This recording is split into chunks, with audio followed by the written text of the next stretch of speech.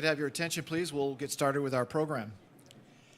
My name is Mike Lefebvre, and I'm Senior Director of Fiscal Policy with the Mackinac Center for Public Policy. It is my great pleasure to welcome all of you today. I'm very grateful that you are willing to traipse through this latest weather pattern and all the slush and snow and sleet out there to join us.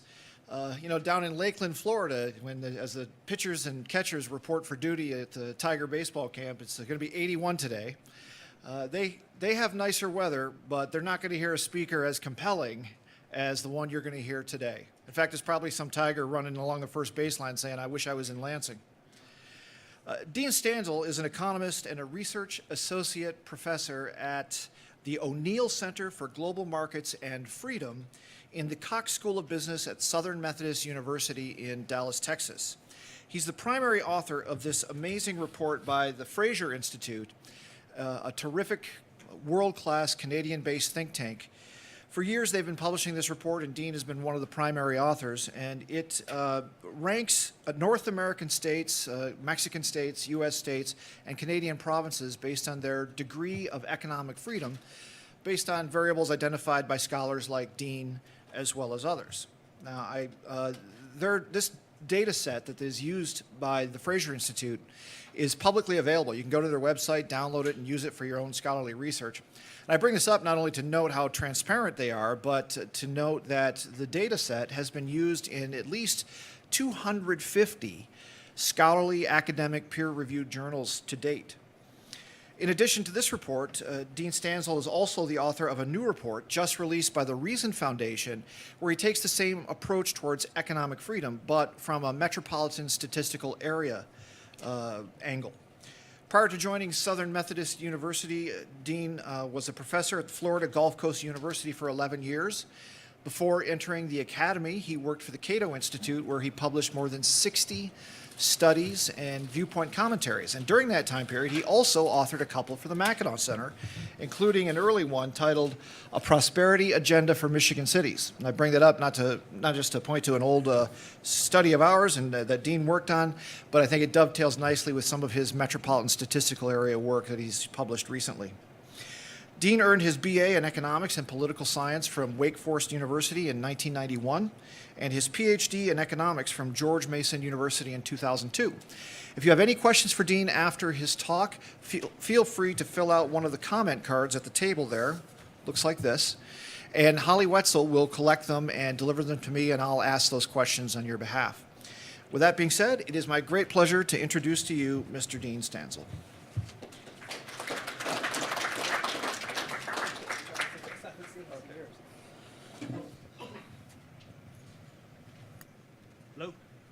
Hello?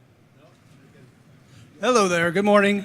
So when my plane flew in last night, I had brief thoughts of just staying in my seat and turning around and going back to Dallas, but I didn't do so. This is great, Michael. Thanks for the introduction. I haven't seen this thing in years. Thank you for not noting the date, November 1993.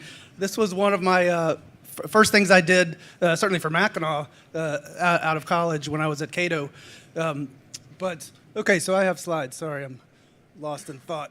So today I'm going to talk about, as Michael mentioned, I've been doing a lot of work in the past few years on the concept of economic freedom and how we measure it across different areas. So I'm going to go into a little bit about what it is, where we rank as a country, as a state, as local areas, and why all of this matters. And then at the end, I'm going to talk about one of Michael and I's favorite topics, cronyism and state-targeted and development incentives, which, of course, is all a part of economic freedom as well.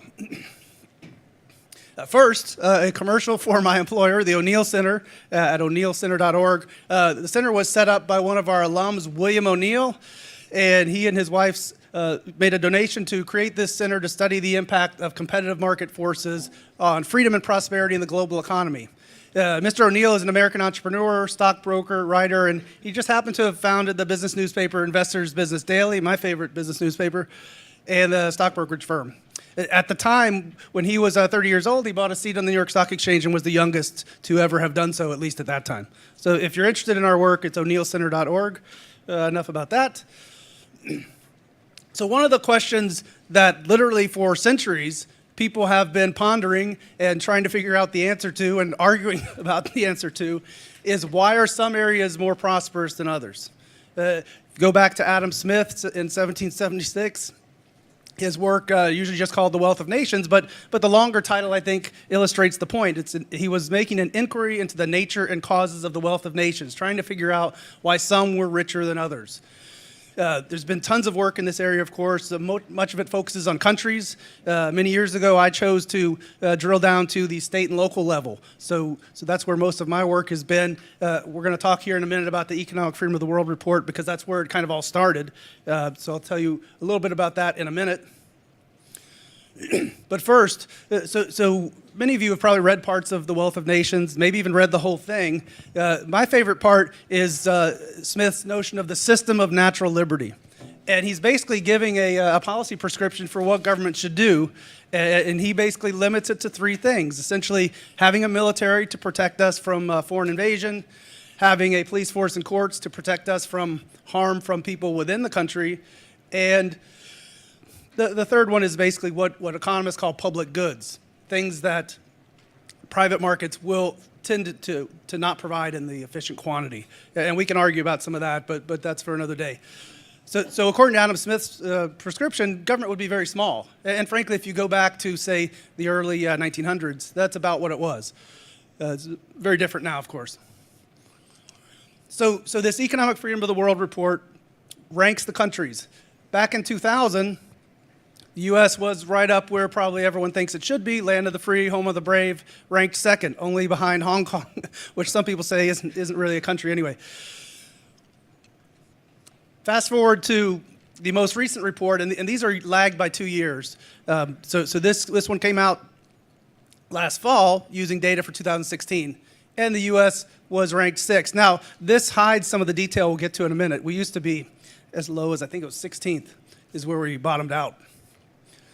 And like I said, there's a 2-year lag. So this is through 2016, which if you're thinking politically, well, that means this is still under the previous president, right? So we can't give any credit to the current president on this particular report because he wasn't in there yet.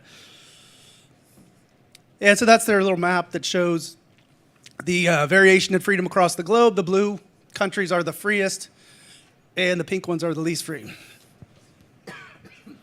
Excuse me. So 4 things I want to talk about today. What is economic freedom? Where do we rank? Why? And why does it matter? This is the textbook definition of economic freedom given by the authors of the Economic Freedom of the World. Now, the Economic Freedom of the World came about in part due to the efforts of a handful of scholars. Milton Friedman, Nobel Prize winner. Friedrich Hayek was involved. Gary Becker. And a bunch of policy people, folks at the Fraser Institute, some people at the Cato Institute, and thank you. And they basically had got together and said, wouldn't it be nice if we had some way to quantify kind of how free the U.S. is compared to Russia or the Soviet Union at that time. And so it took forever, of course, to reach agreement on how you measure it. And of course, people argue about it every year to this day as to whether or not it's being done right. But ultimately, they settled on 5 components: size of government, legal system and property rights, sound money, and freedom to trade internationally, and lastly, regulation. So countries data is collected on all those 5 things, and then the countries are scored relative to each other. And we'll get into the scoring a little more later when we talk about the states. So we're down to 6th, as I noted. We were 5th in 2008, 2nd in 2000. If you want to take a look at the data, and there's an interactive map, it's all at a very easy to remember website, freetheworld.com. So feel free to go there and take a look around, and you can also get the state level report there as well. A couple years ago, I was asked to do an analysis of economic freedom in the U.S. to kind of look at this. At that time, we were kind of bottoming out at 16th, I think it was.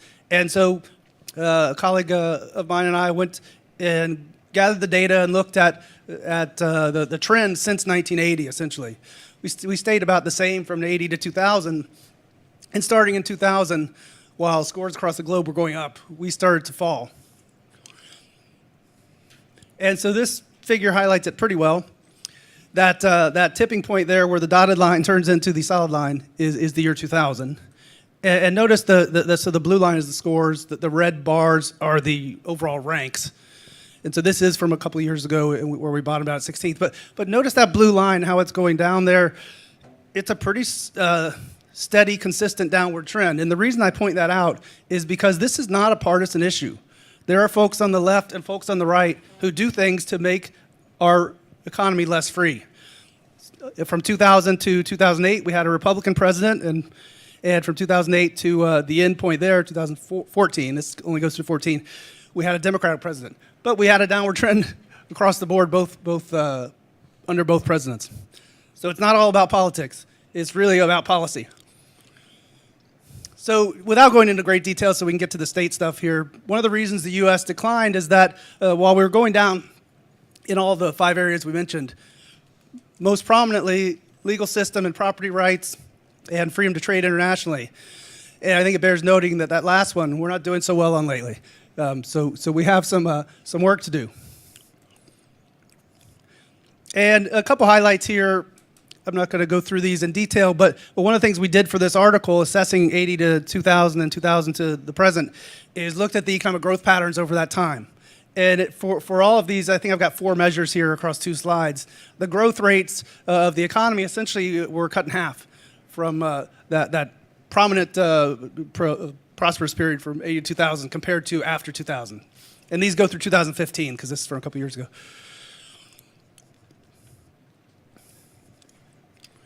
Okay, on to the states. So a couple of years after the folks at Fraser and elsewhere put out the Economic Freedom of the World report, they started thinking, well, we could do this at the state level too, because of course there's lots of variation within countries, within the US certainly, within Canada as well. And so they first put one out in 2002. Initially I think it was only every other year, but the one we put out last year was the 14th. And a couple of years ago, we found a researcher in Mexico City and he was literally going door to door, hand collecting data in the various states across Mexico. But we got the data to include the Mexican states. I'm not going to focus on that stuff today, but nevertheless, it's in there if you're interested at freetheworld.com. And so I got involved, as I said, about 6 years ago, as the primary author, along with our colleague in Mexico and one of the Fraser people in Canada. Mike mentioned this already. It's been cited lots of places. Lots of researchers are enthusiastically grabbing these data sets and saying, look, I can test all my theories about what policy does. You did all the work for me. I just had to pull your data set and put it into my paper. And that's great. We like the citations, and it certainly helps kind of expand the knowledge base, in my view. So let's get into the nuts and bolts a little bit here. The state level one is different. It doesn't have the 5 areas. It just has 3. There are 3 different measures of government spending. Essentially, it's 3 different slices of the pie. And the same thing with taxes. We add in the tax category, we add a variable for the rate. Marginal tax rates matter. So we feel that's sufficiently important to merit adding that 4th variable within the tax area. And finally, we look at 3 distinct measures of labor market freedom. The minimum wage as a percent of income. In other words, if you work minimum wage full time, and then you divide that by what the per capita income is in the state, it gives a sense for how binding the minimum wage is. Because of course, in a poor state like, not to pick on anyone, but Mississippi, for example, the minimum wage will be a lot more binding than in a richer state like New York, for example. To see the extent to which public sector employers compete with private sector employers, we look at essentially how big your bureaucracy is as a percentage of the total economy. And then we look at a measure of union density. Here we do this to capture in finer detail the impact of union rules rather than just a binary variable, say whether you have right to work or not. Because there are other rules that can vary within those states, in addition to just having a right to work rule. So as I said, no measure is perfect. We can argue about whether these are the right things to include or not, but it's been an ongoing project for many years now, and lots of people have been using it in their research, and so this is the best we've got. Just a little note on the calculation. So on each of these things, I always say we're grading on a curve, right? Otherwise everyone would fail. So whoever's most free gets a 10 on each variable, individual variable. There's 10 variables. And whoever's least free gets a 0. And then you just proportionally put all the other ones in between 0 and 10. And in so doing, then we average them across. So there's three variables in area 1. We average those 0 to 10 scores to get an area 1 score, and so forth with the other areas. Each area is equally weighted, and essentially each variable is equally weighted within their area at least. And so that's what that map looks like in our most recent version. The blue, again, as before, the blue is the most free, and the pink is the least free.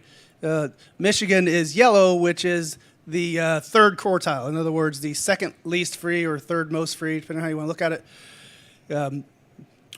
And your neighbor, Indiana, is in the green group, which means they're freer, by our measure at least. Okay, a little summary of the top 10, bottom 10. You can see there. If you look at the 4 most populous states, Florida and Texas have always been right there near the top. New York and California have always been right there near the bottom. So they make an interesting contrast. They always say what states are the laboratories of political policy. Now, I botched the quote, but anyway, Florida and Texas take a very different approach, according to our measure, and according to, I think, popular perception as well. Okay, so Michigan ranks overall 34th out of the 50 states. Again, highlighting this is for 2016, right? The data has always got this 2-year lag in it, which is unfortunate, but it's the best we've got to have comparable data across all the states. This is down from 31st a couple years before that.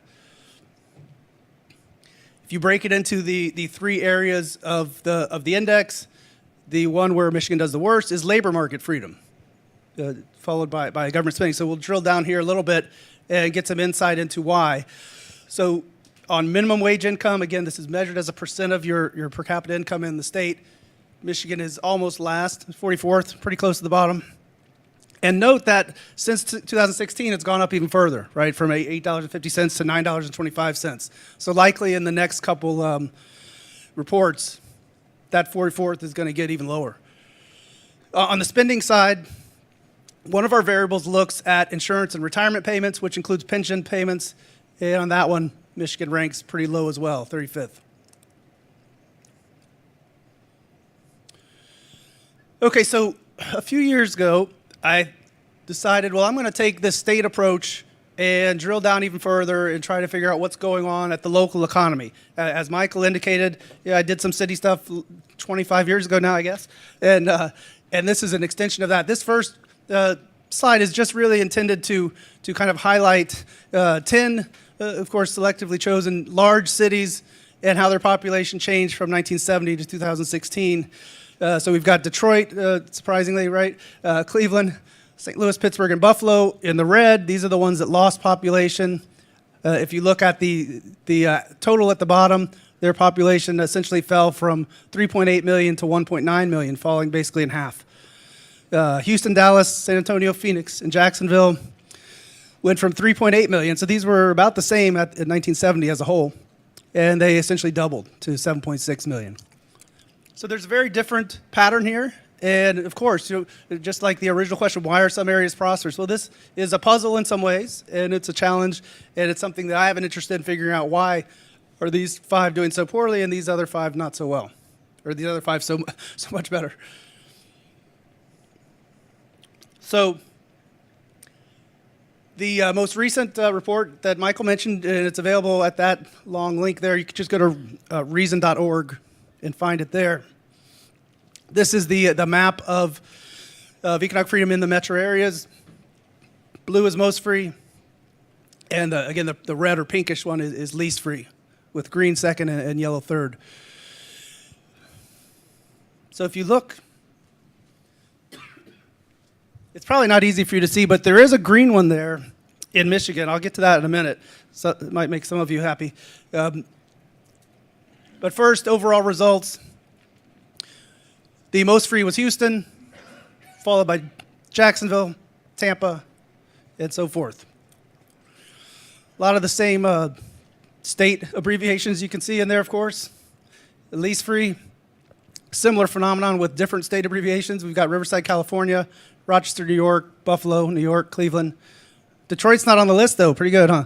So this gets us down to 43rd. This is out of the 52 metros with over 1 million population. We included all 382, but we pulled out these 52 and ranked them separately because these are the ones people have heard of. So on that first slide, 9 of the top 10 were in states that have no tax on labor income. Florida, Texas, and Tennessee, and 8 of the bottom 10 were in California, New York, or Ohio, which tend to have higher taxes than Florida. Now here's the good news. I don't know if that one's on. So Midland, Michigan is the champ for, and I give Mackinac all the credit for Midland being at the top. I promise I didn't fudge the numbers. And surprisingly, as I was discussing a little earlier with some of the guests here, Detroit is up there 4th highest in Michigan. You might say, well, why would that be? And notice those numbers for Detroit and Grand Rapids are the ranks are higher because that's out of 52. The others are out of 332. Because of the way the fiscal data is collected and reported, Detroit, all of these include suburbs. So you might think, well, Detroit as a city shouldn't be ranked so much better than some of these other places. But that's part of the reason is that for all of them, the suburban areas are captured as well. And so Detroit does not so bad as a metro area, as a local economy, not as a city. And Lansing I highlighted as well. So I took the top 7 and bottom 7, and then also looked at some of these economic variables. Income is about 15% higher in those most free 7 metros, and the population growth was much higher as well. It actually shrunk in the bottom 7 there. Okay, so why does it matter? Well, Michael alluded to the fact that lots of studies have been done, and that was just at the state level. There have been even more done since it's been out longer with the country level data set. But here's a little bit of a summary of what those studies have found. Areas with more economic freedom tend to have better outcomes in general. For example, GDP growth, even things like the income of the poorest 10% or their income share, right? These are all things that are positive outcomes that tend to be better in areas with more freedom. There tends to be things like more entrepreneurial activity, even political freedom, lower unemployment, lower corruption. So there's a whole host of things there, and you could find all that stuff at the freetheworld.com website.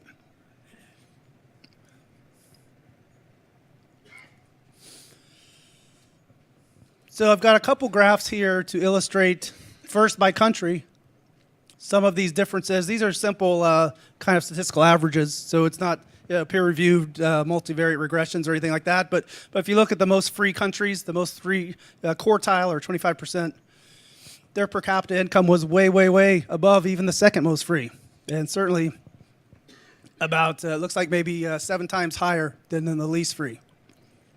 So that's a pretty big difference, right? I mean, people would have much higher incomes if they would move from the least free to the most free. This is just showing that same basic thing. Here we've got, to compare across the 3 countries of North America, we've got it compared to the national average in those countries. But in the most free quartile, they have incomes on a per capita basis about 7% above the national average and about 11%, 10.5% below in the least free. So if you add those up, that's about an 18% raise by moving from one of the least free states like New York to one of the most free states like Texas or Florida. And this is just another one from the state level data looking at the growth of income compared with the growth of freedom.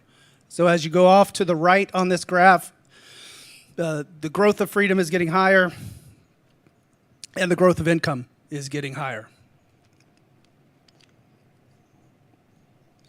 Population growth tends to be higher as well. And again, in that top quartile, the population growth was about 5.5%. And it was less than half that in the least free, 25%. Same thing applies to the metro areas. We've got the most free areas had income about 6% above average, and the least free were about 5% below. Population growth was also much higher in the most free areas, about 4 times higher at 4.8% compared to 1.2%. And there's a nice smooth trend there going from most free off to the left to least free.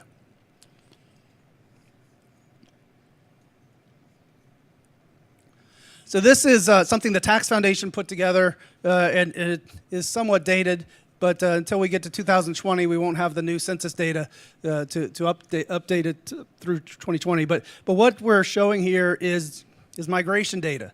And when people move, this is based on IRS data, their income moves with them, of course. And so this is showing in the green areas, those are the ones that had the highest income gain over that decade, 2000, 2010. And the darkest of the purplish ones had the biggest income loss.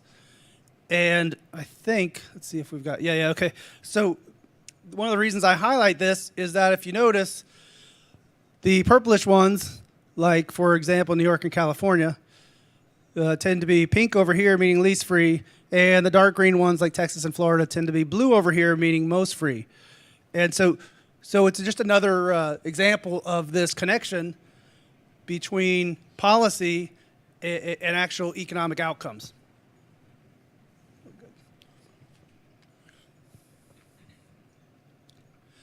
Okay, so I threw this in here because it's one of my favorite illustrations of what matters for development. I'm sure many of you have seen this before, and if you can't see in the back, this is simply a nighttime satellite photo of the Korean Peninsula.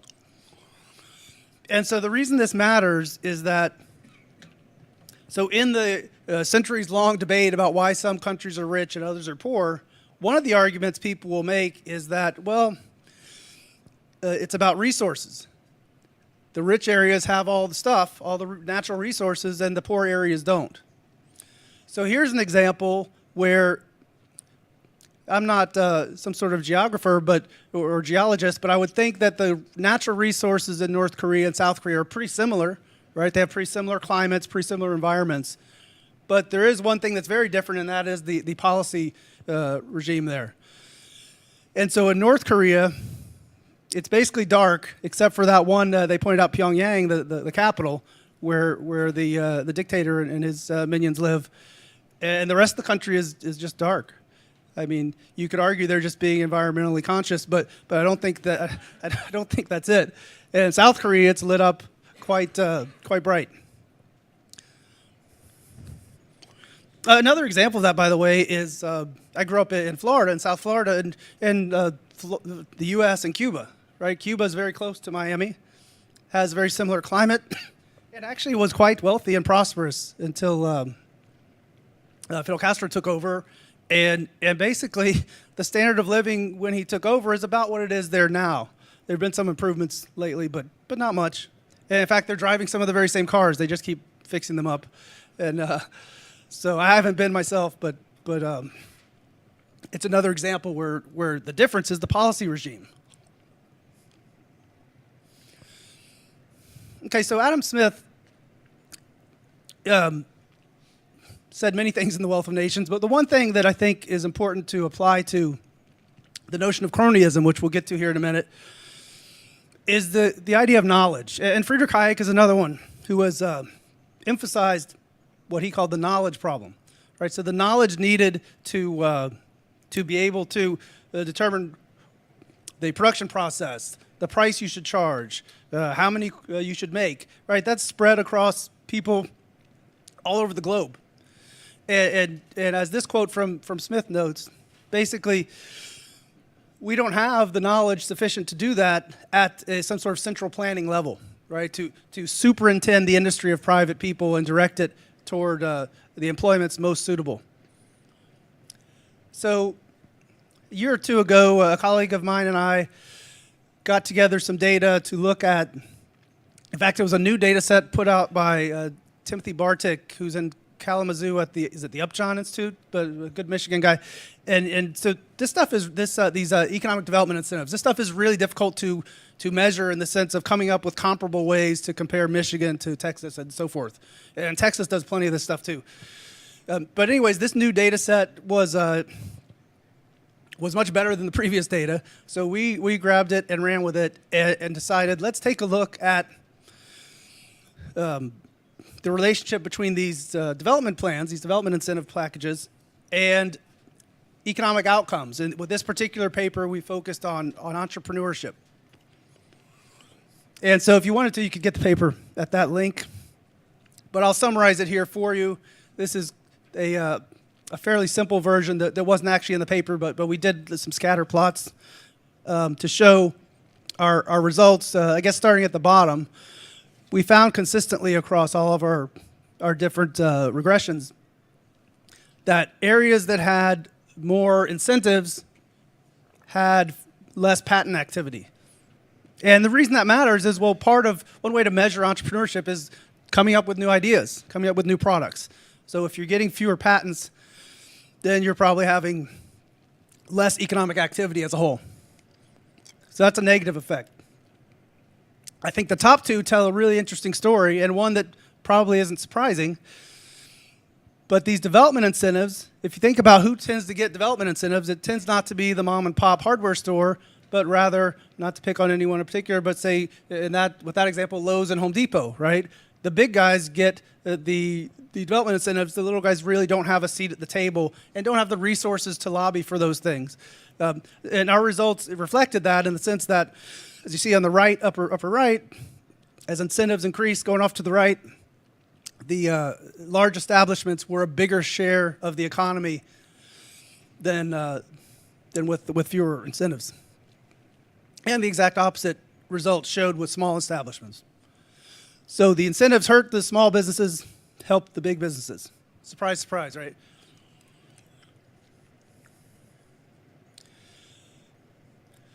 So I've got a couple quotes here. I don't know how familiar people are with Bono, but that's the guy on the left. He's there's some band called U2. I don't know if they're even still touring, but he has said, and he actually puts a lot of his efforts into charitable efforts. But he at one point, I don't know if that's photoshopped, was and I don't think that's what he was saying in the picture maybe, but I don't think the message took if it was. But the capitalism has been the most effective ideology we have known in taking people out of extreme poverty. So from an international development perspective, right, having a system set up where entrepreneurs can thrive is a big component of poverty relief, of helping people prosper. And then good old Thomas Jefferson said, "The sum of good government is a wise and frugal government which shall restrain men from injuring one another, shall leave them otherwise free to regulate their own pursuits of industry and improvement, and shall not take from the mouth of labor the bread it has earned." I think that's very similar to Adam Smith's statement of policy. And one way to think about it, if you go back to the issue of this cronyism stuff, the way I like to describe it is that it's not about individual people and their goals per se, but the way the system is set up, the incentives for politicians to be successful as venture capitalists, which is essentially what we're doing with these programs, that just aren't there. Right? So if you want a venture capitalist, picking an elected official is probably not a good idea. And in fact, if you think about it, why on earth would we want our taxpayer dollars being kind of gambled in a sense by trying to pick winners and losers?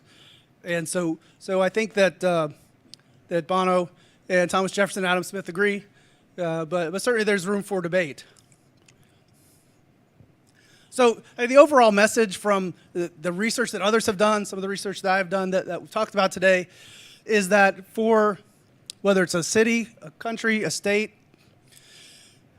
if your economy is lagging, if you can find a way to increase economic freedom, you're likely to move in the other direction. And the way to go about that is rein in spending. So let's think about the federal government just for a minute here. A lot of people say, oh, we've got this huge deficit. We'll never balance the budget. Some numbers just came out from the Congressional Budget Office the other day. They come out every year, their latest estimates. And there's a guy named Dan Mitchell who used to be at Cato who has a blog where he always takes those numbers and puts together a chart to show how we can balance the budget. And it sounds really simple. Now, of course, it's more complicated than this, but if we restrict the growth of the federal budget to 2.5% a year, and note that that's more than inflation, right? So you don't have to cut spending per se. You just have to slow the growth to 2.5% per year. We will balance the budget in 10 years. Sounds easy, right? It's not that easy in part because 2/3 of the federal budget is entitlement spending, which is essentially on autopilot. So it gets much, much more difficult when you get into actually trying to make it work. But from an overall perspective, we're not looking at tearing out whole agencies, although I'd like to see that happen. You don't need to do that to balance the budget. You just need to slow spending growth. And the same thing tends to be true at the state and local level as well. On the tax front, of course, lower taxes, remove burdens from entrepreneurs, from workers and businesses in general. The one area that tends to be most harmful is the income tax. And you can look at the fact that those states with no income tax tend to do much better economically as one piece of evidence, but you can also think about it from the perspective of, okay, so we've basically got three main taxes at the state level. You've got the income, the sales, and the property. With the property tax, sure, that encourages homeowners to buy smaller homes or at least lower valued homes. But ultimately, it doesn't harm the economy the way the income tax does. The sales tax, the same way. All right, so it discourages consumption. But if you think about the two things you can do with your money, you can spend it or you can save it. And if you save it, you earn investment income. You have more money available for people to borrow, to invest in their businesses. And so in some ways, if we could pick the ideal recipe, it would be no income tax, relatively modest but high, maybe above average sales tax, and moderate property taxes. Because the income tax essentially punishes productive behavior, right? So if you earn money and you go out and you work hard and you get a raise at work or you get a better job that pays more money, you go out and you get skills that allow you to upgrade your job and your income, well, you're going to pay more. And so the income tax directly discourages productive activity. That's why it is more harmful than the other two.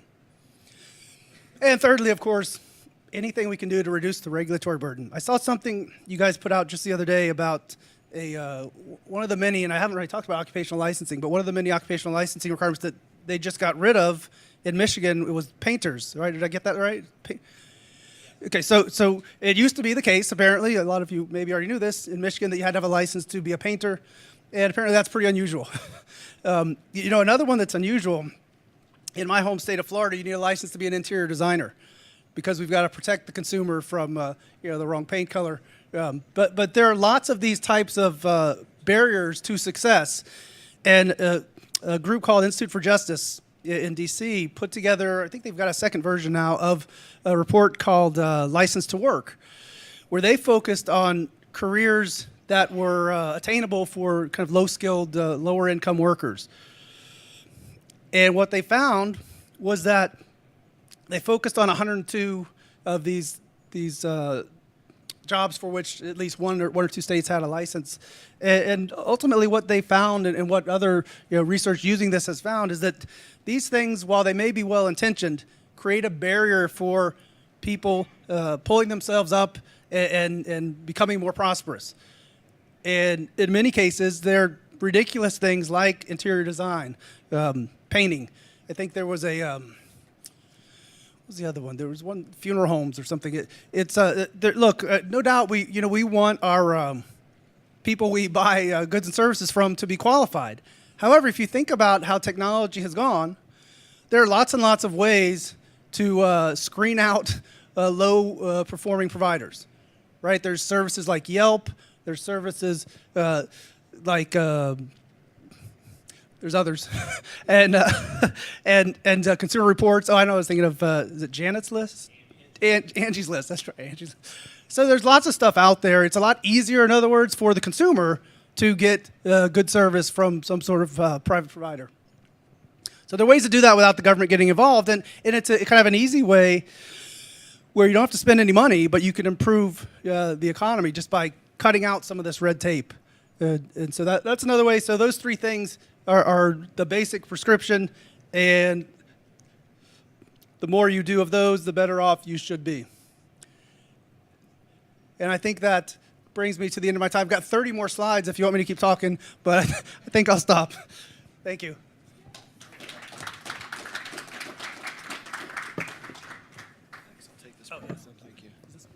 Before I get to the Q&A, I wanted to take a moment, and as many of you know, as all of you should know, today is a State of the State Day in Lansing. If you'll allow me to continue my baseball motif, it's kind of like opening day of a major league, and that's why I'd like to pause and take a moment to thank elected officials who had made it to our luncheon today. House Majority Floor Leader Tristan Cole is here. Representative Tommy Braun, did I pronounce that correctly? Brand. Well, thank you for joining us today. I know how busy today is down here in Lansing. Representative Brad Paquette and Representative Steve Johnson. Steve, where's Steve? Oh, Steve. Thank you for joining us. We really appreciate that. The first question I got for you starts with a compliment. Great presentation. And Thank you. It's a very good question. Would a U.S. response to Chinese theft of intellectual property as price of entry into that market fit Adam Smith's view of governments providing protection? Or would it be overruled by a desire for free trade? Okay, so there's no easy answer to this one. I would argue that there are private ways to deal with this issue, but the way you worded the question exactly touches on that tension between trying to protect private property rights and trying to maintain an open, free market of trade. So yeah, it's a tough one, and I do think that, however, the more we let private firms deal with each other, rather than have politicians or government in general step in, the more likely we are to get solutions that both parties want. Okay. So the data is crystal clear that freedom creates better standards of living, et cetera, and draws people to move to where there's better standards of living. And yet socialism and communism never die, and people move to more prosperous areas, but still bring bad voting habits. Can you comment? So there's been some research done on this lately, using these economic freedom indices and looking at both international immigration, and I've got a paper that I'm working on looking at state-level immigration. Right, a lot of the people in Texas are scared of all the Californians moving in, thinking they're going to import all those left-wing policies, and the same concern applies in a lot of people's minds for international immigration. And the evidence is relatively unclear, but the research I have seen indicates there's really no reason for concern here. And if you think, the way I like to think about it as a story is that if I'm someone fleeing California or fleeing, some war-torn country with a dictator and really bad policies, one of the reasons I'm leaving is I don't like those policies. Of course, we move for lots of reasons. It's not all about policy. I get that, but those people moving in from California to where I live now in Texas, they're probably a little bit to the left of the median Texas voter, but they're not probably the far out on the left wing people who want government to run everything. So I think that while there is room for concern, ultimately it's not as big of a concern as people think. What was the very first part? Because I had another thought on the first part. So the data is crystal clear that freedom creates better standards of living, et cetera, draws people to move there, and yet socialism and communism never dies. Okay, so, it was the socialism part. So this, what is it, Alexandria Ocasio-Cortez or something? So this, oh, wow, okay. You said it, not me. Think about someone like her, and I'm not trying to pick on anyone in particular, but I've thought about this, and this individual is, if I remember right, 30 or something, or 31. So let's rewind to the height of the recession, 2008, so now 11 years ago. She was 19. Her, not just her, but that whole generation of people who are like showing all this enthusiasm for socialism, all they've known, if they were even paying attention at 19, and most people don't really care about policy ever, maybe, but certainly not when you're 19, you got a lot more things to be interested in. All they've known is essentially crony capitalism, right? So they saw this recession, they saw government step in and bail out these big companies, and they saw all these small businesses go under. And from their perspective, they're looking at this and saying, this is capitalism? I don't like this. This is bad. Let's go to socialism. I think part of it is just that the experience that we've gone through over the last 10, 12 years has kind of misled people as to what capitalism really means. So on the part of people like myself and Michael, we need to do a better job explaining, right, what economic freedom means, what capitalism means, because it's not what we've had kind of post-recession. I have a question about your variable choices. Is there a reason you would leave out something as important, in my view, as licensing from an index like this? And why choose, say, union density over just a whether or not we're right to work state? Yeah, so in the very first issue of the Economic Freedom of North America, they had a licensing variable. One of the challenges of this report is we need data that's comparable across now 3 countries. At first, it was just Canada and the U.S. And so occupational licensing is an important factor in labor markets, but it was decided at some point, way before I got involved, that it was just too hard to measure. And that's true with a lot of things. You know, most things are difficult to measure. In my view, it probably would be beneficial to have an imperfect measure rather than have no measure at all. But you know, I'm not the one writing the check, so. By now, there must have been a literature review done of all these studies that have been performed. I'm wondering if there's any tally, any summation that you could describe for us on, you know, were they mostly focused on labor freedom, well-being outside of the economic realm, such as with the World Index anyway, better, you know, democratic outcomes? Sure, yeah. So a colleague of mine who works on the country level report put together kind of a literature survey and some statistical analysis of all the findings. And I think what they ultimately found was that of the 600 or so that had looked at the country data, 2/3 of them found that higher freedom was associated with good outcomes of some sort, and almost all of the other 1/3 were inconclusive, right? There were a handful, literally, there were only a handful of studies that showed that higher freedom meant something was tended to have a bad outcome.